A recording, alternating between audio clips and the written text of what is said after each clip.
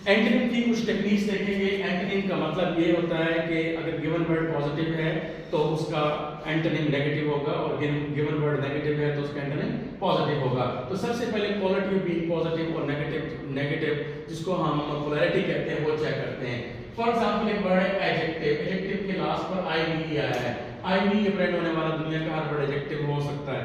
Adjective का मतलब quality. Quality can be either positive और नेगेटिव। तो अब अगर मैंने वर्ड लिखा है अबॉर्टिव, तो आपने आई वी से पता लगाया कि ये क्वालिटी है, एब से पता लगाया कि ये नेगेटिव है, तो अबॉर्टिव एक नेगेटिव क्वालिटी है। इसी तरीके से ओवरऑल इंप्रेशन पॉजिटिव भी हो सकता है, नेगेटिव भी हो सकता है, इसको आप पोलैरिटी कहते हैं। अगर वो ओवरऑल इंप्रेशन किसी बंदे का है तो उसको कहते हैं पर्सोना, अगर अच्छा है या बुरा है। अगर बुरा है जैसे कि राल्स्टन है कैरेक्टर था मैसेजेस में, तो उसको लोग नापसंद करते थे तो उसको कहते थे persona non Greta.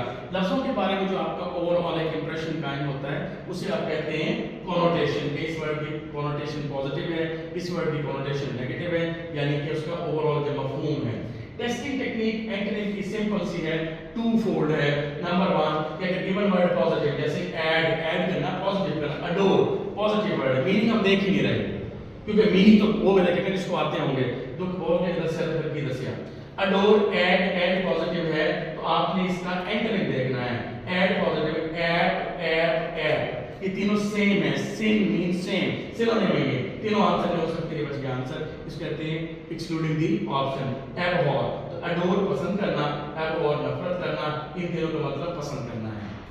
Testing technique 2, जरूरी नहीं है गिवन वर्ड पॉजिटिव ही हो। गिवन वर्ड अगर नेगेटिव हो, फॉर एग्जांपल अनरूली है, तो इसका जो एंटोनिम होगा वो पॉजिटिव होगा। सपोज आपको सारे वर्ड्स के मीनिंग नहीं आते, इमोलेट, इम्बेसाइल, ट्रैक्टेबल और इनवेक्टिव, तो आप देखेंगे ये इम नेगेटिव है, ये इम नेगेटिव है, ये इन नेगेटिव है, ये आंसर बच गया। ये मैं बता देता हूं, अनरूली जो गवर्न ना किया जा सके, जिसको सुधारा ना जा सके, ट्रैक्टेबल जिसको सुधारा जा सके, ट्राइन किया जा सके।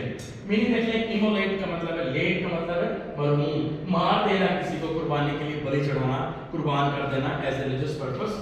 और इम्बेसाइल स्टूपिड इडियट को कहते हैं, इनवेक्टिव हार्श लैंग्वेज को कहते हैं। तो इस तरह से 2 टेक्निक्स आपने देखी। अब हम आगे बढ़ते हैं अपने एक क्विज की तरफ कि किस तरह से आप इनको ऐड कर सकते हैं अपनी लर्निंग में।